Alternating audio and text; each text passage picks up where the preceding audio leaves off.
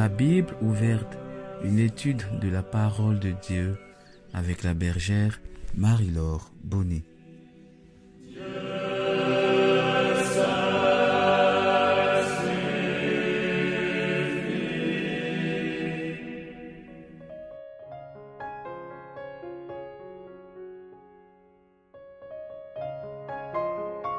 Shalom, chers frères et sœurs en Christ, shalom, chers fils et filles de l'Alliance.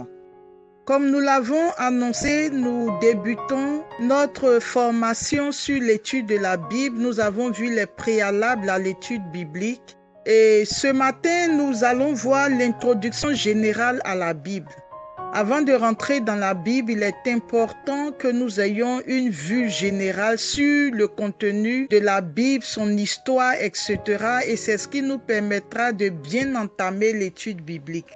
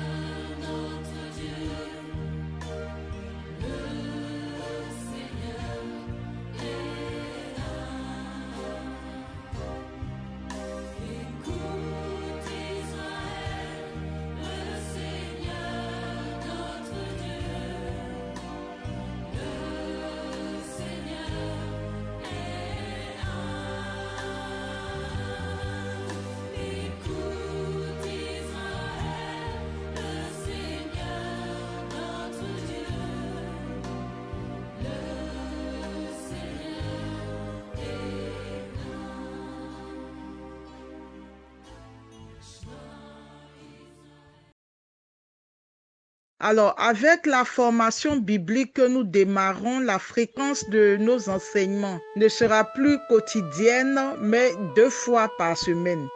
Entre 2 méditations, comme je l'ai dit, vous aurez des exercices pour vous permettre de pouvoir être vous-même directement en contact avec la parole de Dieu et pour vous habituer à la lire, à la méditer et à l'étudier.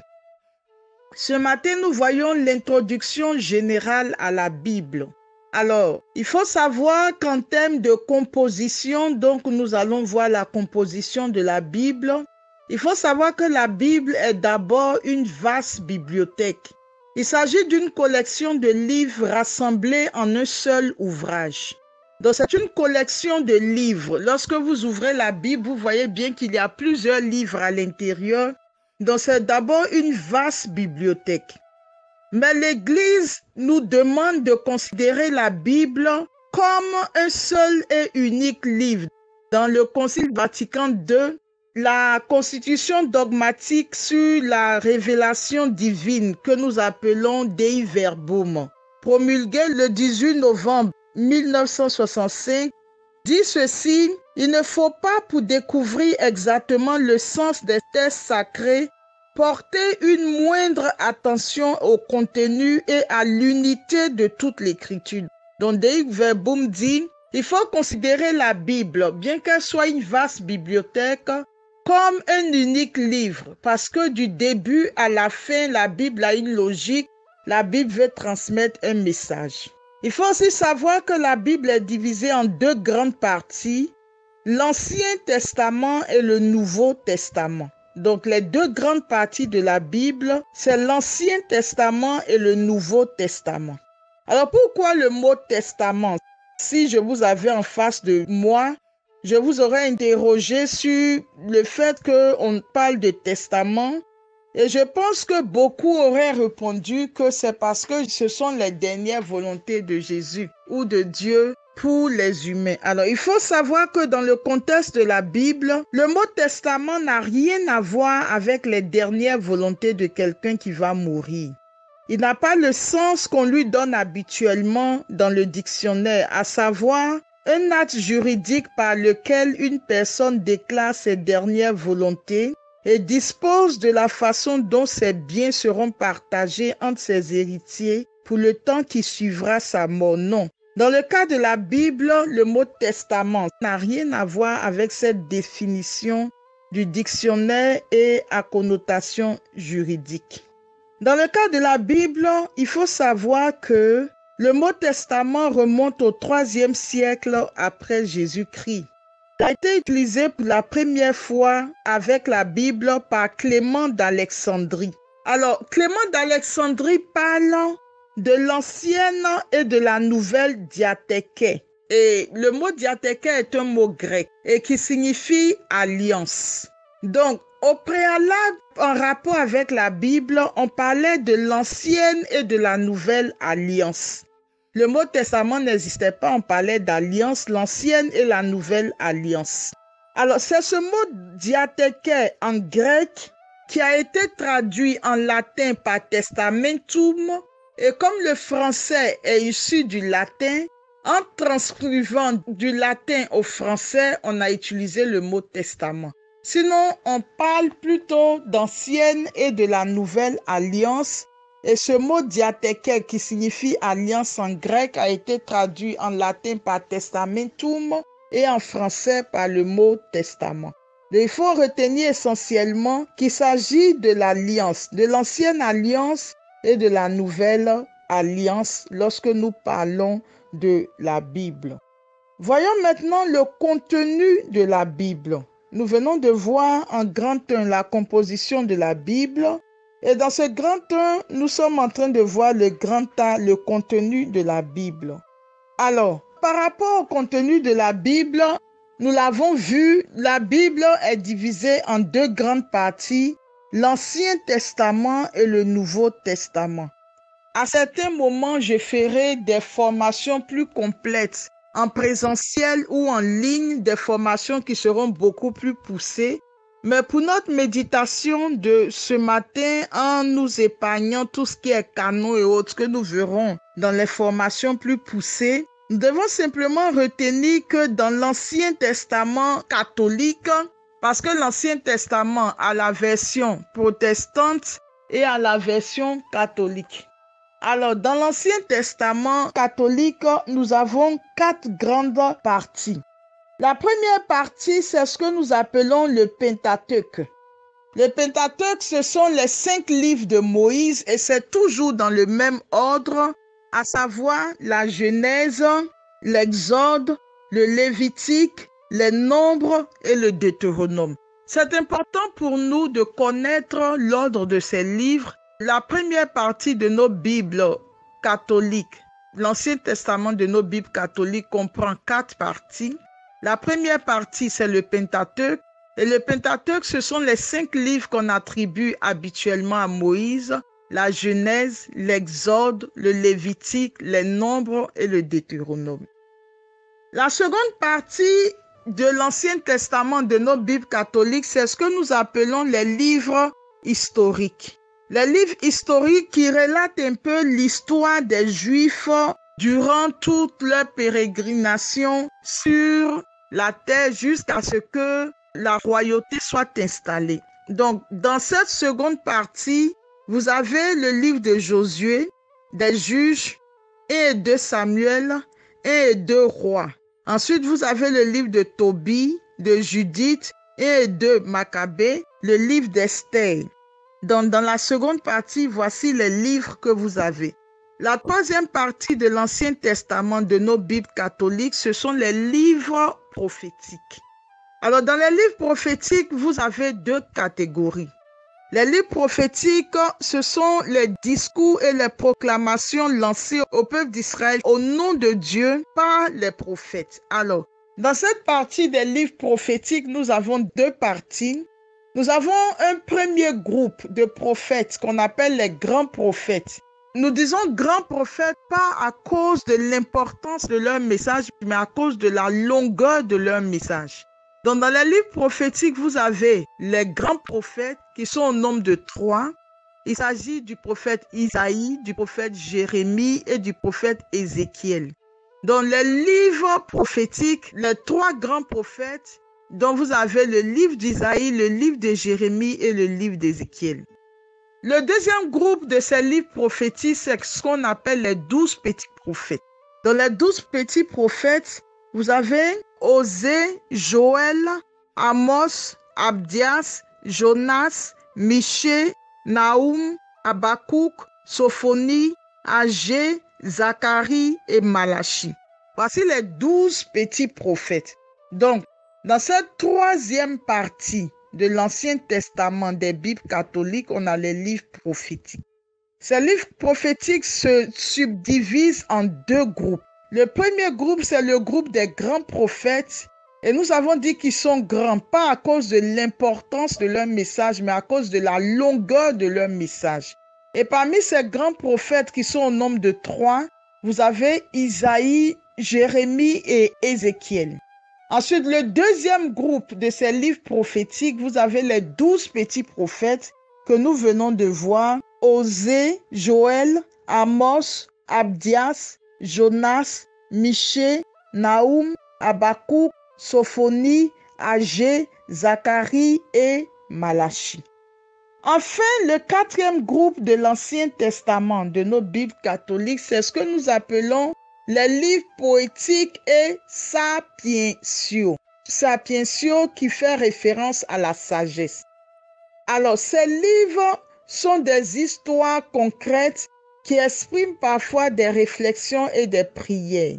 Et parmi ces livres, nous avons les psaumes, nous avons Job, nous avons le livre des Proverbes, nous avons le livre de Ruth qui est parfois classé à ce niveau, parfois dans les livres historiques.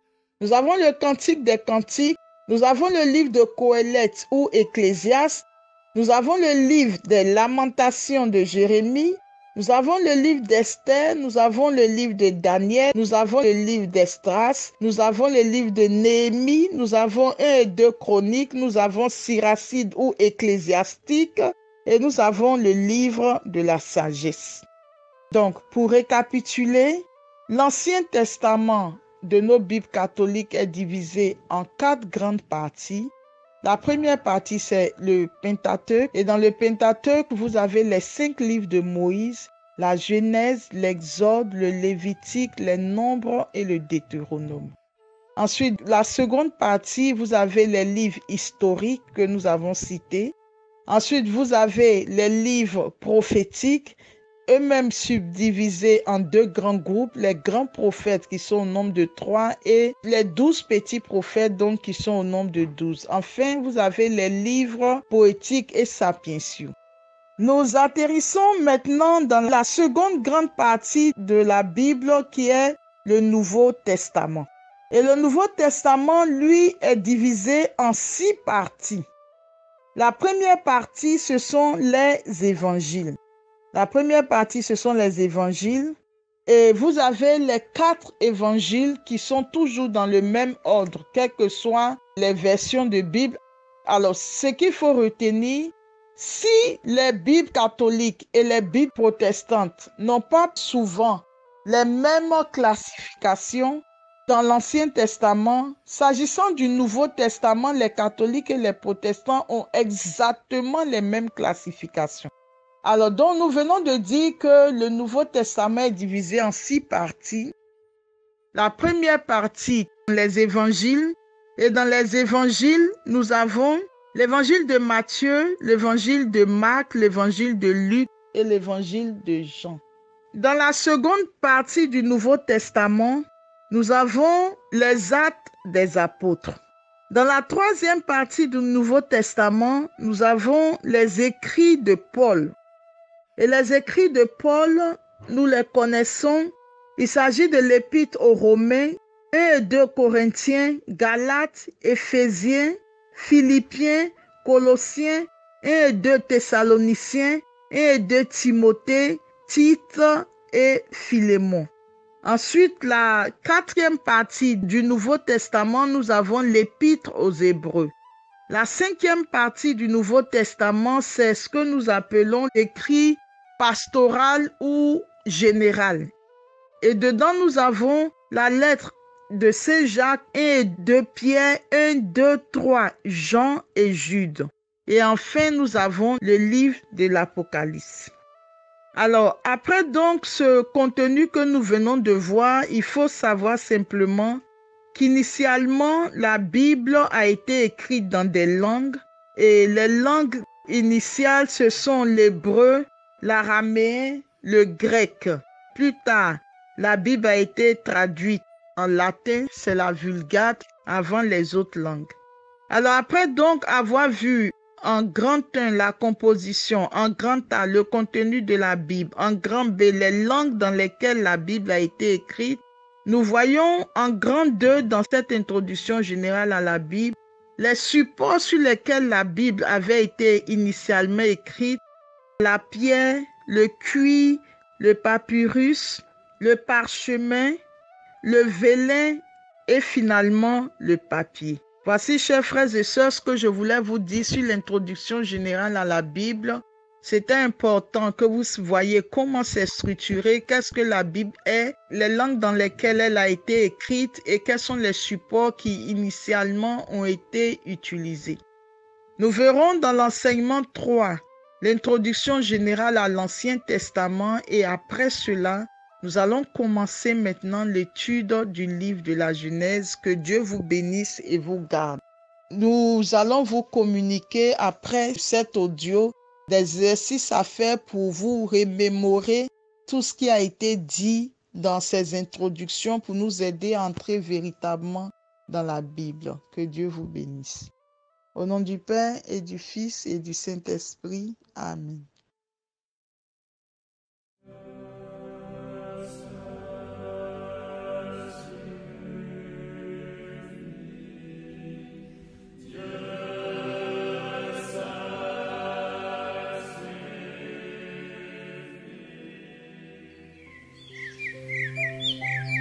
Vous venez de suivre la Bible ouverte, une étude de la parole de Dieu avec la bergère Marie-Laure Bonny.